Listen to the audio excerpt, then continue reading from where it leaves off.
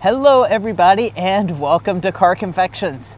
The Santa Fe is back. As you can see, we now have possession of our all-new 2024 Hyundai Santa Fe after its transmission was fully replaced. And in this video today, we're going to be talking about quite a few different things that you'd be interested in. So the process of how the transmission was replaced, how much it cost, all of those good things will be covered in this video. So let's go ahead and dive in.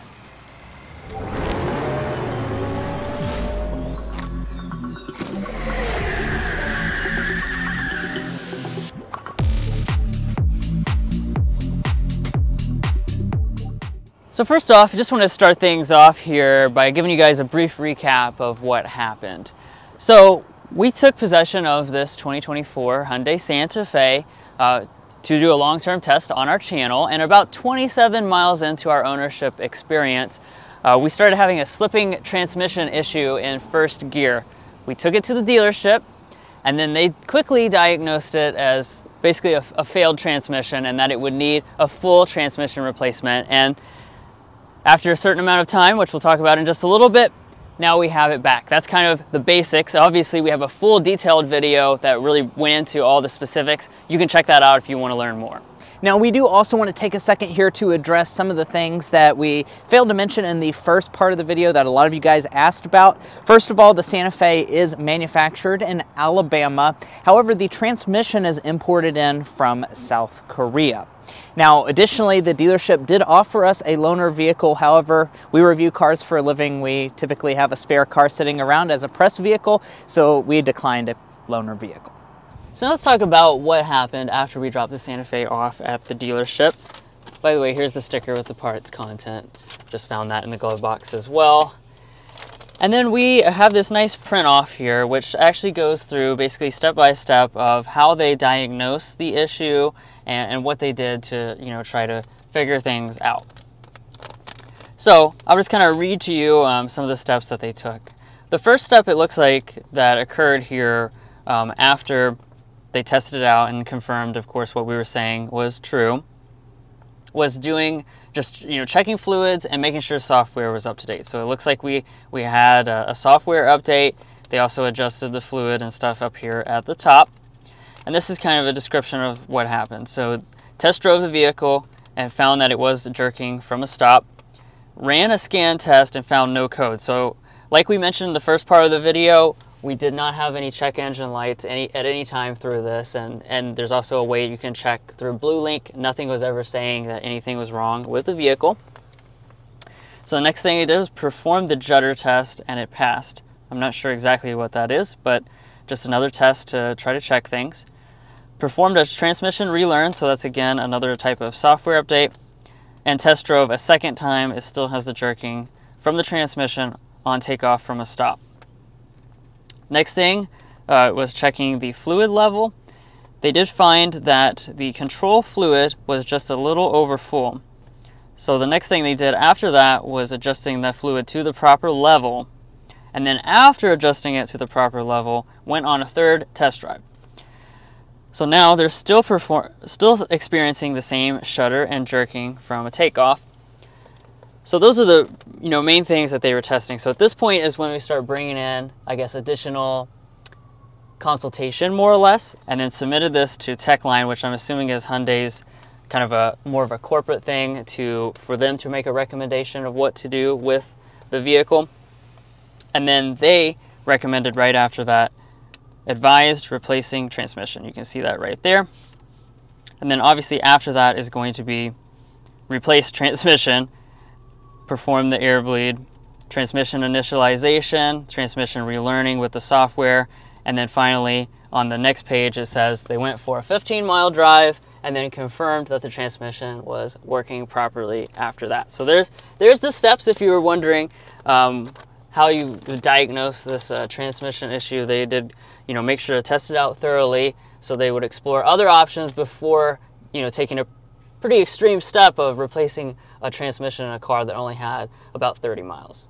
Now, after they figured out we needed a full transmission replacement, Hyundai had to go find the transmission.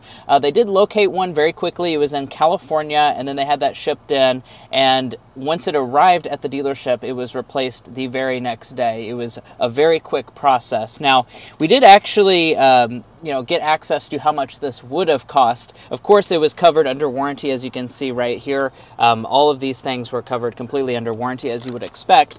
But we did actually get access to the documents of how much it would have cost, and it cost a little over $8,800 to replace the transmission. So maybe in 2035, if you had a Santa Fe that needed a dual clutch replaced, it would definitely cost a little bit of a pretty penny, $8,800, how much it costs to replace the transmission. If you're new here, we're brothers, and we've been reviewing cars since we were 12 and 16. We may be young, but we love cars. And we'd love for you to subscribe to be a part of our Car Confections family. Let's learn a lot, have some fun with all the latest cars. So what exactly went wrong with this specific transmission? Well, we don't really know. Obviously from that, you could see there's not a lot of information about what they think could be wrong with it. We have inquired to Hyundai to see if they have any type of internal thing. We haven't heard anything back to know if they have figured out anything specific. Like we said in the first part of the video, or excuse me, the other video we made the other day when it first happened, this is very likely a manufacturing defect. The fact that it failed so early on at under 30 miles, you're already experiencing that failure. It probably just means there was a defective part that was in that transmission, which should mean it's also an isolated type of thing. They have been using this transmission in many other models throughout the Hyundai and Kia lineup for several different years, and they actually used this in the previous generation Hyundai Santa Fe. And one of the things that Mason and I did, we checked to see, is there any difference in like variables and stuff. The only thing we could really figure out is that this new Santa Fe does weigh about 800 pounds more than the previous generation, but otherwise they read the same numbers and they should be the same powertrain. Yeah, I don't know. Maybe it puts a little bit more strain on the transmission, it being a little heavier, but that was the only thing that we could find out specifically. Now, while we were looking through details on that, we also decided to go to some Hyundai forums and see if people were experiencing the same issue. For those of you that maybe had already bought a new Santa Fe and were one of the first people to have this along with us, we really found almost nothing. However, we did find one isolated incident in Texas that apparently on a 2024 Santa Fe Limited, they had to also have a full transmission replacement. Of course, we're going to continue to monitor all of these things to keep you guys up to date on the latest information, if this is a widespread issue or whatnot. But as of now, it does appear to be an isolated event, although there is one other case in Texas that we did confirm through paperwork is actually on a 2024 Santa Fe. So it's a real incident, but we'll obviously be monitoring those forums and see if anything pops up. But Drew, I have a little bit of a question. Why would Hyundai use a dual clutch transmission in this Santa Fe? I mean, we kind of looked into this a little bit, so. Yeah, you might be wondering about that, or even what is like a dual clutch automatic transmission. Well, basically, it's a transmission that has some performance benefits. It was in the Sonata inline that we previously owned, and in that, you really appreciate having the lightning fast shifts. So a dual clutch automatic transmission is able to deliver shifts basically without any real gap between the shifts. So they're very, very fast. And when you have that, you have performance benefits and you also have fuel efficiency benefits. So obviously this is not a performance car. So probably the reason why this transmission is in this vehicle is for fuel economy savings. But in summary, this repair process honestly went as smoothly as we could have possibly imagined. It's not a good feeling to have a big problem like this at such an early phase of owning the vehicle, but I think Hyundai really did a great job and our dealership did a great job of making this process go as smoothly as possible. All told, the overall process was about a week and a half. We were gone most of it on press trips to give you guys new car reviews, so it really wasn't too painful of an experience waiting on the vehicle, because when we got back it was available shortly after that.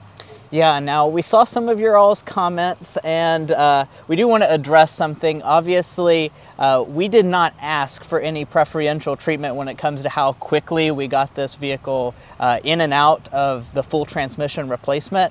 Now, that's not to say it didn't happen, but we didn't ask for any of it. Yeah, so basically, you know, we cannot guarantee we didn't get some level of preferential treatment, but we definitely did not ask for any preferential treatment. As a matter of fact, we never even contacted anybody at Hyundai Public Relations until well after this process was underway. The transmission was already almost in Kentucky before anybody was alerted about that specifically. So just wanted to point that out because we did see your comments. And yes, we do know that having a platform like this does mean that we could have been on someone else's radar and it could take longer in other circumstances. Yeah, but that's where we're going to end this video. Obviously, we bought this Santa Fe to make more content on it, and now that it's finally back in our possession, we cannot wait to dive into some other content that I'm sure you guys are going to want to see. So it's back in our possession, and we're excited to make some more content on it, so stay tuned to the channel. If you're new to the channel and are just watching for the first time, we would really encourage you to hit that subscribe button down below. By subscribing, you're not only going to stay up to date on the most recent Santa Fe information, but you're also going to stay up to date on really all automotive content. So we definitely encourage you to hit that subscribe button down below. We'll catch you next time as we sample more of the latest automotive delicacies.